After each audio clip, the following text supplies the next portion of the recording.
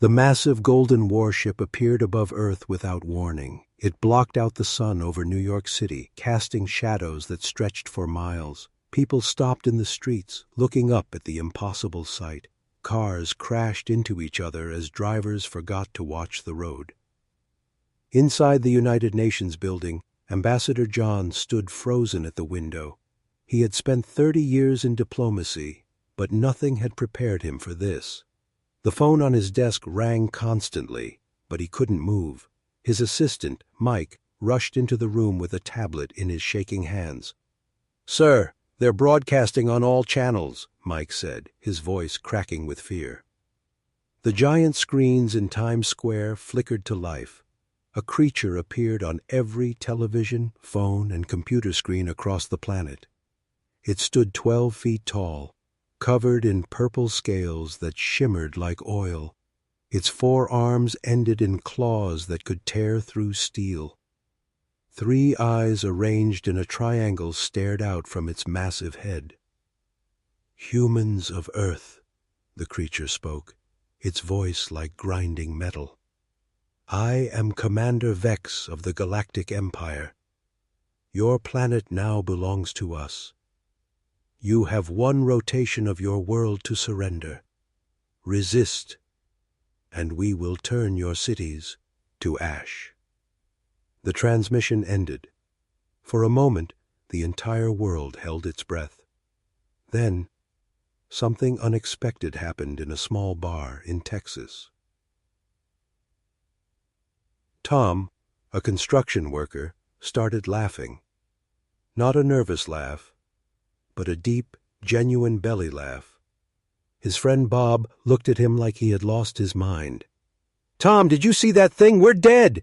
Bob shouted. Tom wiped tears from his eyes. "Dead? Bob, do you know what this means? We're not alone, and these idiots think they can scare us with big ships and ugly faces?" The laughter spread. Someone posted Tom's reaction online, and within minutes it went viral. Memes flooded the internet. Someone photoshopped Ed Vex's face onto a cat's body. Another person made a remix of his threat speech with dance music.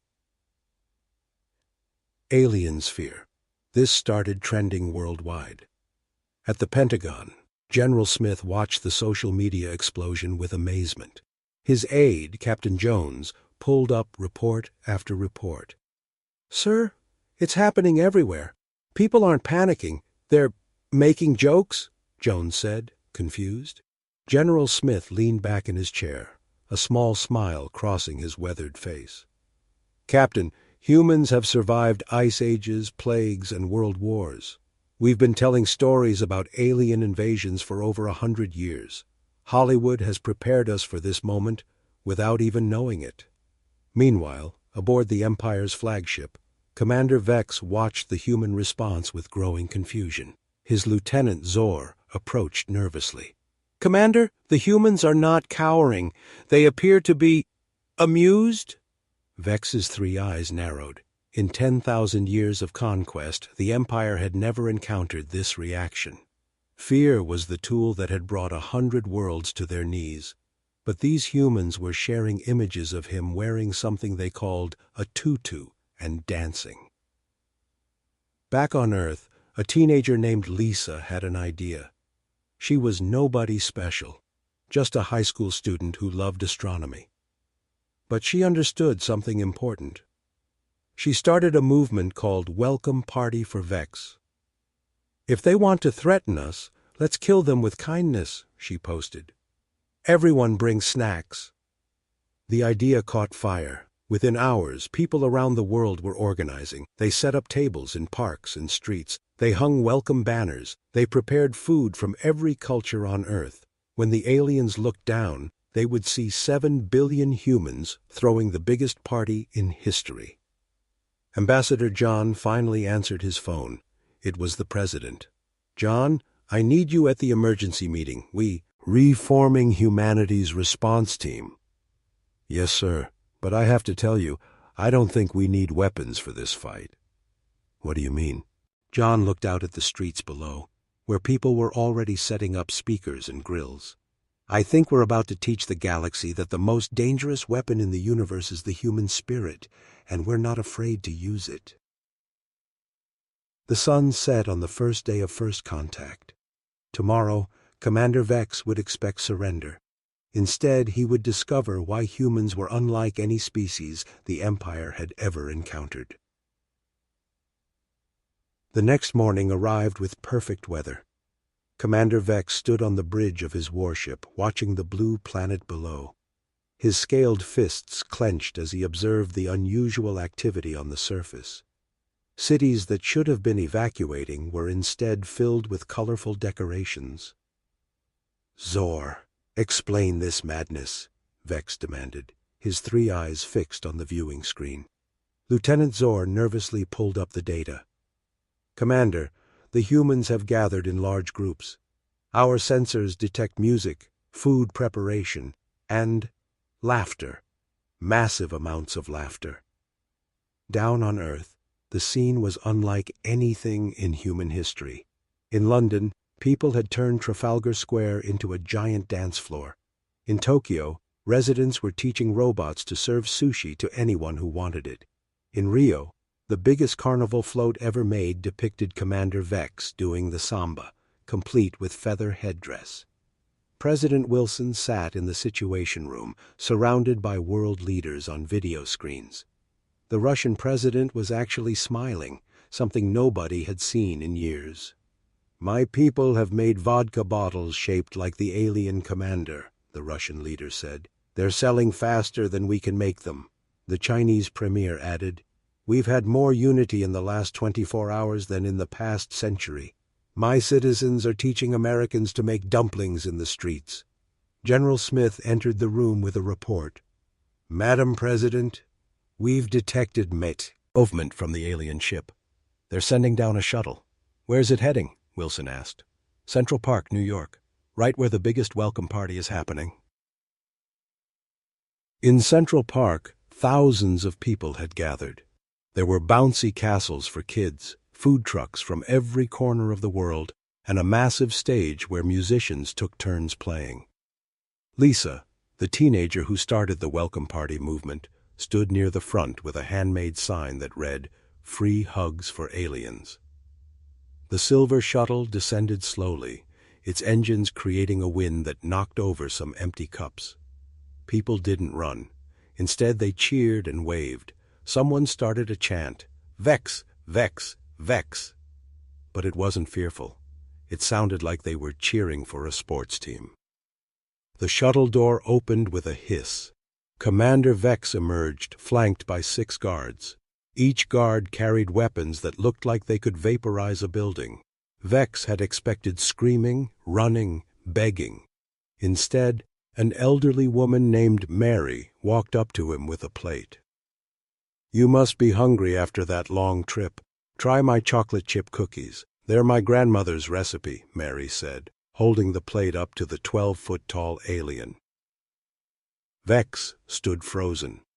In his entire military career, no one had ever offered him baked goods during an invasion. His translator struggled with the word cookies. A small child, no more than 5 years old, tugged on Vex's lower arm. The alien commander looked down to see little Tony holding up a crayon drawing. "I drew you," Tony said proudly. "You're purple, like my favorite dinosaur." One of Vex's guards raised his weapon, but Vex stopped him with a gesture. He took the drawing with one of his 4 hands, examining it carefully. The child had drawn him with a big smile and holding hands with stick figures representing humans. Ambassador John approached slowly, hands visible, and President Commander Vex, on behalf of humanity, welcome to Earth. We've prepared a feast in your honor. Every nation has contributed their best dishes. We'd be honored if you'd join us." "This is not the response we expected," Vex admitted, his voice losing some of its threatening edge. "We know," John replied with a smile. "Humans are weird like that. We figured if you're going to conquer us anyway, we might as well have a party first. Have you ever tried pizza? You haven't lived until you've tried New York pizza." Back on the warship, the crew watched in disbelief as their commander was led to a table where humans eagerly showed him various Earth foods. Someone handed him a beer. Another person tried to teach him a TikTok dance. The Empire's most feared military leader was being treated like a celebrity guest rather than a conqueror. Sub-Commander Rex turned to Zor. "Should we fire the warning shots as planned?" Zor watched his commander attempting to eat a hot dog while humans cheered him on. I don't think that's wise right now." The sun climbed higher in the sky, and the party grew larger. Music from 100 cultures mixed in the air. Humans and aliens stood together, not as conqueror and conquered, but as the universe's strangest first contact. And in that moment, the might of the Empire met its match not in weapons or technology, but in humanity's irrepressible spirit. 3 days had passed since Commander Vex landed in Central Park. The alien warlord now sat in the United Nations Assembly Hall, holding his 5th cup of coffee. He had discovered caffeine, and his 3 eyes were wider than ever. Around him, world leaders tried to hide their smiles as the fearsome commander struggled with the simple pleasure of a coffee addiction. "This espresso is remarkable," Vex said to Ambassador John. "The Empire has conquered advanced civilizations, but none have created something so perfectly bitter yet satisfying." On the warship above, chaos reigned. Sub-Commander Rex paced back and forth, his scales shifting from purple to an agitated red. Half the crew was watching Earth television, completely absorbed in something called reality TV. The other half had discovered online gaming and were currently losing badly to human 12-year-olds in something called Fortnite. "This is madness!" Rex shouted at Lieutenant Zor. "We came here to conquer. Now Guard Captain Tor is asking me if we can get Netflix passwords." Zor looked up from his tablet, where he was reading comments on the Empire's official threat video. "Sir, the humans have made us into something called a meme. I don't fully understand it, but apparently we're trending. Is that good?" Meanwhile, on Earth, the unexpected had happened. The world economy was booming. Tourism companies were offering alien viewing tours. Street vendors sold purple alien masks. Scientists eagerly shared theories about faster-than-light travel. The threat of invasion had somehow united humanity in a way nothing else ever had. In a small cafe in Paris, 2 of Vex's guards sat trying to understand French cuisine. The waiter, Pierre, patiently explained why snails were considered food. "You eat the slime creatures?" Guard Krell asked in disbelief. "With butter and garlic. They're magnificent," Pierre replied. "Though I understand the confusion. We think it's weird that you guys eat rocks." "Minerals are essential for our scales," Krell explained, then paused. "Wait, are we really discussing recipes when we're supposed to be invading?" His partner, Guard Dax, shrugged while attempting to use a fork. "The commander seems to be enjoying himself. Yesterday, humans taught him something called karaoke. He sang 4 Earth songs." Back at the UN, a special session was in progress. But instead of discussing surrender terms, they were debating something else entirely. President Wilson stood at the podium. "Commander Vex, we've been thinking. Instead of conquering Earth, if we offered you something better?" Vex leaned forward, intrigued despite himself. "Speak. A trade partnership. You clearly have advanced technology. We have things you've never seen before: art, music, cuisine, entertainment. Did you know we have over 7,000 different types of cheese?" "Cheese?" Vex's translator struggled again. Someone brought out a cheese platter. Within minutes, Vex had discovered he particularly enjoyed aged cheddar.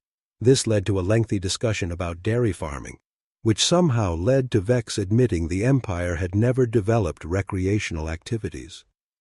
"You don't have sports?" General Smith asked in shock.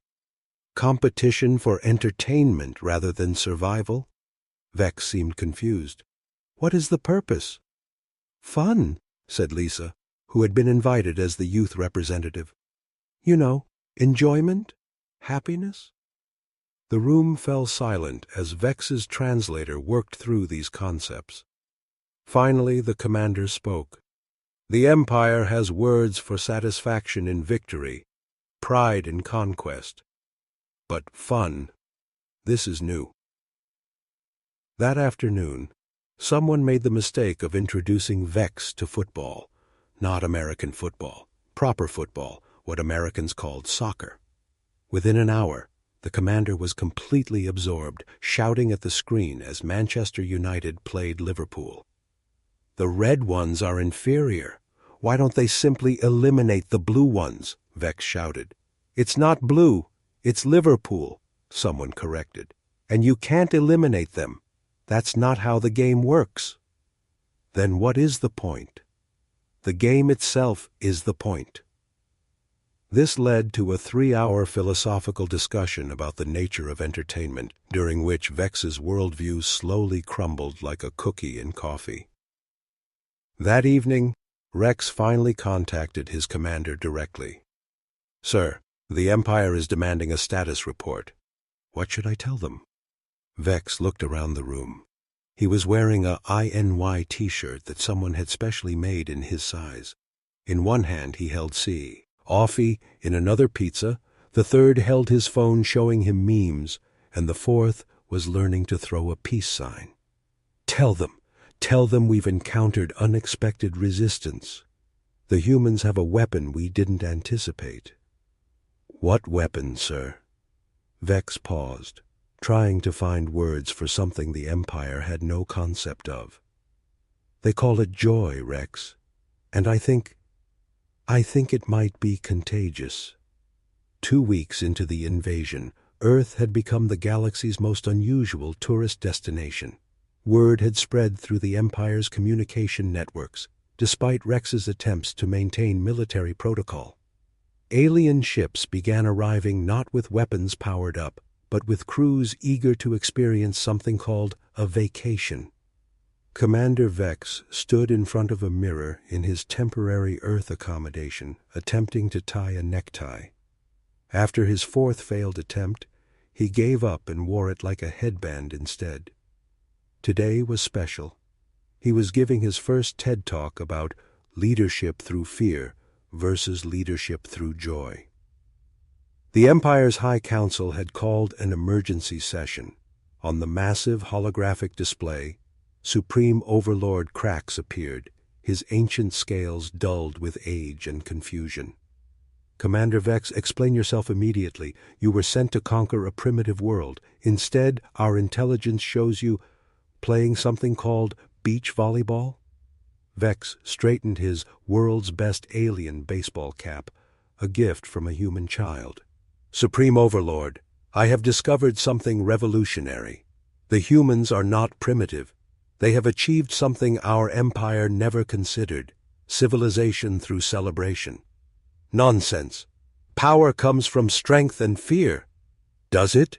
Vex challenged, something he would never have dared before. In 2 weeks, humans have taught our soldiers more about chemistry through cooking than our academies did in years. You've solved 3 of our engineering problems while explaining something called Lego. Their children are teaching our navigators advanced mathematics through video games. Behind him, Guard Captain Tor held up a smartphone. Supreme Overlord, I've learned 17 new languages through something called Duolingo. The owl is strict, but fair. Krax's image flickered with rage. You've been corrupted. I'm sending the entire 3rd Fleet to complete your mission. Please do, Vex replied calmly. Earth is preparing something called Comic-Con for their arrival. The humans are very excited to share their cosplay culture. The transmission cut off abruptly. Meanwhile, in homes across Earth, something beautiful was happening. Human families were hosting alien soldiers for dinner. In suburban Ohio, the Johnson family had adopted Guard Krell, who now helped with homework and had learned to make the perfect grilled cheese sandwich. Mom, Krell says on his planet, they don't have dogs, young Emma Johnson said at dinner. Krell nodded. his purple scales shimmering with what humans had learned was the alien equivalent of emotional warmth. "We have nothing like Max," he said, referring to the family's golden retriever who was currently sleeping on his lap. "Creatures that exist purely to bring happiness. It's revolutionary." At Harvard University, alien scientists attended lectures, not as conquerors, but as eager students. Professor Williams was teaching a packed auditorium about human psychology. "So you're telling me," alien scientist Zahn said, raising two of his four hands, "humans deliberately create problems in games and stories for entertainment? You seek struggle for fun?" "Exactly," Williams replied. "We call it challenge-based engagement. Without problems to solve, we get bored." "This explains so much about your species," Zahn muttered, frantically taking notes. "You're all insane, but brilliantly so." The transformation wasn't one-sided. Humans were learning too. Alien technology was solving climate problems. Their medical knowledge was curing diseases. But more importantly, seeing humanity through alien eyes had reminded people of what made them special. In the evening, Central Park hosted the first intergalactic music festival. Vex had discovered he had a talent for drums, and he was performing with a human band. The crowd was a mix of humans and aliens, all moving to the same rhythm. Lisa, the teenager who had started the Welcome Party movement, now served as Earth's first intergalactic cultural ambassador. She stood with Ambassador John, watching the scene. "You know what's funny?" she said. "They came to conquer us with advanced weapons and technology. But we conquered them with memes and pizza." John laughed. "Don't forget the coffee. I think Vex would surrender his entire fleet for a lifetime supply of espresso." As the music played, Subcommander Rex finally descended to Earth. He had resisted longer than anyone, maintaining that the Empire's way was superior. But when a small human child offered him a friendship bracelet, something in his warrior's heart cracked. "What is this for?" Rex asked the child. "So we can be friends forever," the little boy replied. "My name is Sam. What's yours?" Rex looked at the crude bracelet made of colorful beads. In the Empire, jewelry was for displaying conquered wealth. This was just plastic and string, worthless by any imperial standard. Yet somehow, it was the most valuable thing he'd ever been given. "My name is Rex," he said slowly, letting Sam tie it around his wrist. "And I think I'd like to be friends." 6 months had passed since the Empire's attempted invasion of Earth. The United Nations building had been expanded to accommodate the new Galactic Council chambers. Representatives from 40 different species now attended, all having heard about Earth's unique approach to first contact. Commander Vex, now officially Earth's Galactic Ambassador of Joy, stood before the assembled crowd. He wore a perfectly fitted suit. Tailors had finally figured out forearm fashion, and his favorite coffee mug that read, "World's Okayest Invader." "Fellow beings of the galaxy," Vex began, his voice no longer threatening but warm. "6 months ago I came to Earth as a conqueror. Today, I stand here as proof that there is another way." In the audience, Supreme Overlord Krax sat in stunned silence. He had arrived 3 days ago with the entire Third Fleet ready for battle. Instead, he'd been greeted with something called a spa day, and had discovered the miracle of hot stone massage. His ancient scales had never felt better. "The humans have taught us something the Empire forgot long ago," Vex continued. "Strength isn't about domination. It's about connection. Power isn't in making others fear you. It's in making others want to stand beside you." The transformation of the Empire had been remarkable. Prison planets had been converted to resort worlds. Military academies now taught art alongside combat. The fearsome Fourth Legion had formed a surprisingly good jazz band. Earth itself had changed too. With alien technology and human creativity combined, Global warming was reversed in 3 months. Diseases were cured. Poverty was eliminated when the aliens introduced their matter replication technology, and humans improved it to make better-tasting food. But the biggest change was in how humanity saw itself. President Wilson took the stage next. My fellow humans and galactic neighbors, we've learned that what makes humanity special isn't our technology or our military might. It's our ability to find joy in small things, to laugh in the face of fear, to offer friendship when threatened with force. In the back row, little Tony, the 5-year-old who had given Vex his fluorescent drawing, sat with his parents. He was now 6 and learning to speak basic galactic. His best friend was Zor's son, who had moved to Earth with his family. The Empire brought thousands of years of military tradition, Wilson continued. We brought memes, music, and mac and cheese. Somehow, we won. The crowd laughed, a sound that included dozens of different species' versions of laughter. It created a harmony that no one had expected, beautiful in its chaos. Sub-Commander Rex, now Earth's head of intergalactic security and part-time youth soccer coach, raised his hand. Madam President, what about species that still choose the old ways? Who still conquer through fear?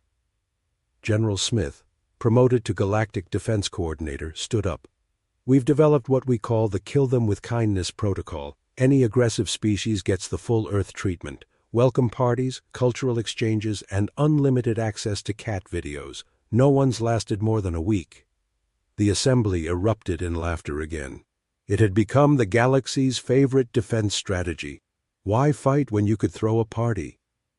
Lisa, now 17 and heading to university to study xenobiology and interstellar relations, had been invited to speak. She approached the podium nervously.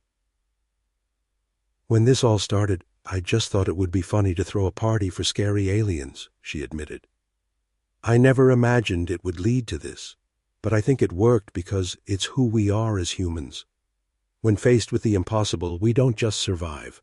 We make it weird, we make it fun, and somehow, we make it work. As the day's session ended, beings from across the galaxy mingled in the reception hall.